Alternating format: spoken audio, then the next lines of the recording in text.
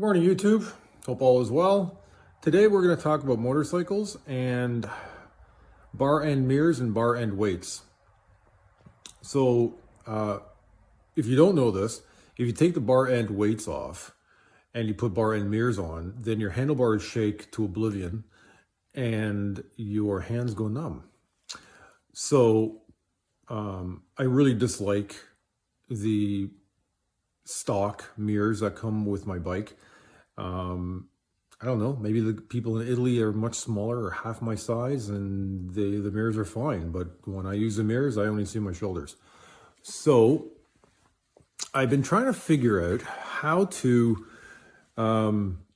keep the bar ends with the bar end mirrors. And YouTube, one guy shaved down his bar end weights and added the mirrors to it, and it looked like ass. And I'm not doing that. That's no thanks. I'd rather, Maverick or what's called MacGyver something, and I did.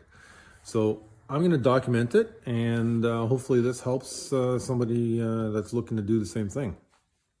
So I'll show you what I got.